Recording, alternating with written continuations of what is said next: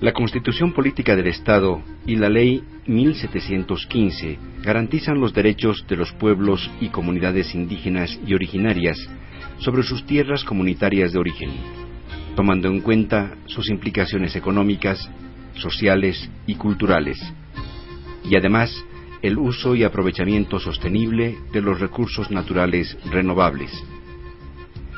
Siguiendo las recomendaciones de los estudios de necesidades espaciales y respetando los usos y costumbres de los beneficiarios, el saneamiento de tierras comunitarias de origen en Bolivia es un proceso que contempla fundamentalmente la participación activa de sus beneficiarios. Aproximadamente desde 1998, Investigación Social y Asesoramiento Legal Potosí, ISALP, ha acompañado el proceso de saneamiento y titulación de tierras comunitarias de origen en distintas zonas del departamento de Potosí. ¿Cuál ha sido la experiencia de los técnicos de ISALP involucrados en el saneamiento de tierras comunitarias de origen? Un éxito importante para elaborar una demanda de TCO y sea admitida en INSA es la personalidad jurídica. La personalidad jurídica que tiene que tener cada ILU como pueblo indígena. Y en ese proceso nosotros como institución hemos realizado más de 70 personas jurídicas. La experiencia es interesante porque hay que entender que la persona jurídica recién, se acomoda con la ley de participación popular. Entonces, en todo ese proceso, los problemas que hemos tenido, como siempre se tiene, es con los municipios, con los alcaldes y los concejales, porque no lograron entender, al pueblo indígena, porque dentro de los éxitos, para sacar presión jurídica, cuando se trata de pueblos indígenas, no es muy exigible, los estatutos, por ejemplo, porque se entiende que los pueblos indígenas se manejan, se administran por sus usos y costumbres. Entonces fue uno de los primeros problemas que tenemos con alcaldes y concejales, que no llegaban a entender eso, ¿no? Entonces, realmente una perjudica teóricamente debía entregarse más o menos en 2 meses, ¿no? Pero ha habido perjudicadas que han durado años, ¿no? Unos 2, 3 años en muchos casos. Todo eso por ignorancia de la ley, ¿no? De quienes administran, en los municipios. Podemos dividir en 2 fases. Una fase, la fase de los años, incluidos nosotros. Eso hay que entender también que a veces en un ayllu existen 40, 50 comunidades. Entonces supone hacer talleres en todas las comunidades, consensuar, hacer reuniones por comunidades, hacer reuniones más macros, ¿no? Etcétera. Entonces lleva tiempo, ¿no? Además hay que consensuar bien, porque puede ser que en el proceso 2 o 3 comunidades, no están de acuerdo, entonces hace que lleva a un fracaso, ¿no? Todo lo que normalmente es un año y medio debe ser, ¿no? 1 año y medio, así todo ese proceso. La primera parte, una vez que se presenta la demanda, ahí sí es muy moroso, ¿no? Porque hay que esperar, ya no depende de nosotros, sino depende ya del INSA nacional, INSA departamental, de otros actores ya estatales que como hay también pocos técnicos en estas instituciones estatales, entonces hace que, ¿no? Por ejemplo, ha habido demandas que han durado 5 años, una vez admitida la demanda. Y hay otros también que con suerte 1 año, 1 año y medio, ¿no? Pero ese es el proceso más o menos de tiempos. Entonces, en esa fase es más fuerte el seguimiento, porque hay que consensuar con los técnicos del INSA, con el nacional o departamental, en el sentido de que nosotros en el seguimiento tiene que ser a favor de la ILU, ¿no es cierto? A veces, por facilidad de los técnicos, pueden hacer cualquier cosa.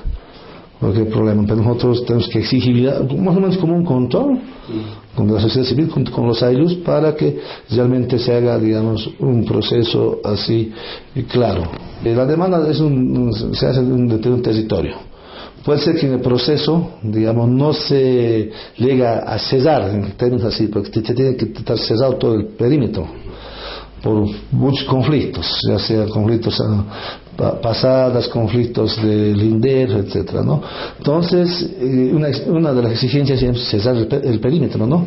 Entonces, frente a eso surge la poligonización, en el sentido, dentro de un territorio grande, para que no perjudique al demás, se puede sacar un determinado, digamos, perímetro de tierra que se dedica en conflicto, para que la otra parte se titule. Y este de polígono no quiere decir que se queda ahí, sino que se tiene que seguir haciendo el tratamiento de conflictos hasta que salga el título. Durante el proceso de saneamiento de tierras comunitarias de origen, en la que ISALVA ha venido coadyuvando y acompañando este proceso en el departamento de Potosí, ha tenido una característica en las TCOs, que ha sido el tratamiento y la solución de conflictos. En este proceso hemos tenido obviamente toda una metodología que hemos seguido para poder coadyuvar en esta misma solución, ¿no? Cada TCO ha tenido una particularidad muy diferente en este tratamiento, viendo también la realidad de cada ayllu. En este sentido, nosotros hemos identificado cuatro tipos de conflictos. Es un conflicto de representación, es decir, la convivencia que existe en muchos ayllus de la organización sindical y la organización originaria. También tenemos los conflictos de visiones, es decir, la visión que se tiene acerca sobre todo el territorio, ¿no? Y poder consolidar jurídicamente este territorio. Entonces ha hecho también que se vaya generando ciertos conflictos en las TCOs. Así también los conflictos de límite político-administrativos. Bien sabemos que el territorio ha sido fragmentado en todo el proceso histórico de nuestro país y obviamente del departamento. Entonces eso ha llevado a ir rompiendo límites territoriales de todo lo que son las identidades originarias, que ha hecho que vayan rompiéndose los límites de los ayllus, de las comunidades, por la misma conformación de lo que ha sido los departamentos, las provincias, los municipios y los cantones. Entonces eso también ha generado un conflicto que ha estado presente en todo el proceso de saneamiento. Y un cuarto tipo de conflicto que hemos identificado ha sido el conflicto de límites territoriales, es decir, conflictos ancestrales que desde años atrás se venían arrastrando por el tema de los límites entre comunidades y entre ayllus. Se empiezan con un sinfín de, como decíamos, técnicas, ¿no es cierto?, metodologías y técnicas que nosotros hemos ido coadyuvando de esa manera para poder solucionar los conflictos. O sea, nosotros lo que hacemos son reuniones con las autoridades y con la gente de base, ¿no es cierto?, para primero identificar los conflictos, ¿no?, hacer un mapeo de actores y hacer un mapeo de identificación de la zona en conflicto particularmente. Entonces eso nos lleva a nosotros a ver quiénes están participando en este conflicto y las estrategias que tenemos que ir construyendo, ¿no es cierto?, de manera colectiva para poder alcanzar la solución de este conflicto. Entonces en este proceso lo que se ha hecho es generar y fortalecer la capacidad de negociación de las mismas autoridades para la solución de conflictos. Ellos han venido haciendo desde muchos años antes de empezar incluso su proceso de tramitación de TCO. Entonces han estado con acercamientos con sus vecinos, pero en todo este proceso ya que se ha ido concretando ciertos pasos de todo lo que ha sido el mismo, lo que nos da el reglamento y la ley, entonces se han ido concretando de manera que han podido solucionar sus conflictos, y eso ha dado lugar a que ahora estas TCOs puedan contar con un título ejecutorial que les da cierta seguridad jurídica sobre su territorio. En realidad, o sea, es una experiencia bien gratificante, y al mismo tiempo creo que es el inicio, o sea, para que posteriormente los ayllus del departamento de Potosí particularmente, o sea, se encaminen hacia una titulación masiva, podríamos decir, ¿no? Entonces nuestra primera comunicación es primero un reconocimiento del área y posteriormente un contacto con las autoridades originarias. A partir de ahí se establecen espacios de reuniones, talleres, cabildos o encuentros. El propósito es de empezar a reflexionar, o sea, sobre su realidad identitaria, sobre su origen, o sea, histórico ancestral, ¿no? Que viene desde de la época precolombina, o sea, luego la colonia, la república y en la actualidad. Reflexionar para que posteriormente ellos se sientan fortalecidos en su proceso organizativo. Y dentro de todo aquello, entonces establecimos talleres con ancianos. Y esto permitió recoger, o sea, todas las riquezas, o sea, ¿no? El saber, o sea, acumulado de los pueblos indígenas originarios, que de pronto por el deterioro, la erosión histórica, o sea, a la que le llevó a los pueblos indígenas originarios, entonces estaba ahondándose, permitió recuperar ese saber. Luego se hizo talleres con mujeres al mismo tiempo. Las señoras también, o sea, todo su conocimiento, su saber expresaban a través de dibujos, papelógrafos, a través de su expresión oral al mismo tiempo. Y eran experiencias muy conmovedoras porque veías la asistencia masiva de estas comunidades. Eso nos movió como a investigación social, como a equipo de trabajo, avanzar un paso más allá.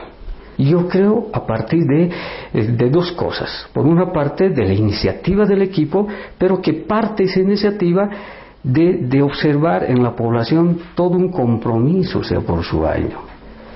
Todo un compromiso, todo un deseo de ir más allá, o sea, después de haber visibilizado todo su territorio, su ser, o sea, como pueblo indígena originario, de ese deseo de querer avanzar más allá. Y clara la idea en el sentido de que ellos decían, o sea, querían, o sea, mayor reconocimiento de su territorio. Eso era la visión, la imagen que tenían los ayllus y las autoridades originales y la población. Queremos titular nuestra tierra comunitaria de origen, nuestro ayllu, manifestaba. Y eso era el mayor desafío de ese momento. Totalmente, una fiesta enorme, grande, porque primero, o sea, fiesta, o sea, de congratulación de todo el trabajo, pero al mismo tiempo un orgullo que las autoridades y toda la población podían mostrar, si podemos decir, pues, al mundo entero. Son 6 TCOs que han sido trabajadas en la zona sur del departamento de Potosí, y el trabajo, la experiencia que tiene el equipo es a partir de un proceso de reflexión sobre la realidad de estos pueblos originarios y ver cómo se usaba la ley que en ese momento estaba vigente para favorecer el derecho de estos pueblos indígenas. Entonces, los talleres en los que hemos tenido oportunidad de estar han tenido mucha afluencia de gente por el propio interés del tema que se trata, ¿no?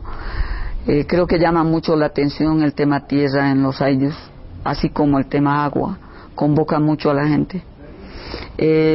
Por supuesto que la novedad del tema también les llamaba la atención porque el proceso de titulación, se había tenido un proceso de titulación con la reforma agraria del 53, ¿no?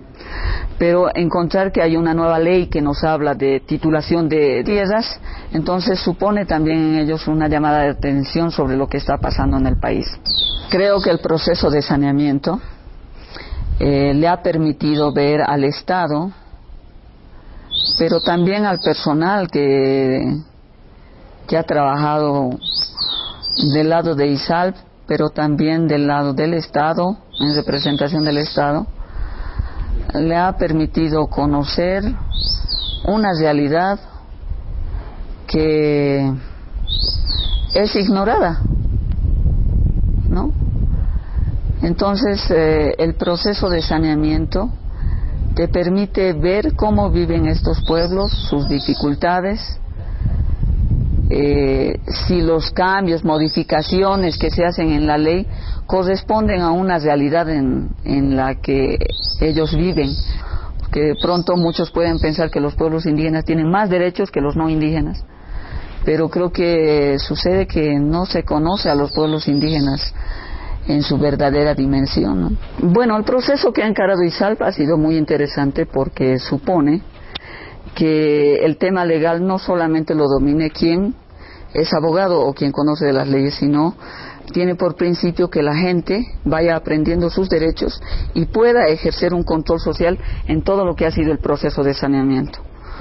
Por supuesto que el equipo tiene que controlar que los pasos jurídicos se cumplan según lo establece la ley y el reglamento de la ley, para que el resultado sea óptimo.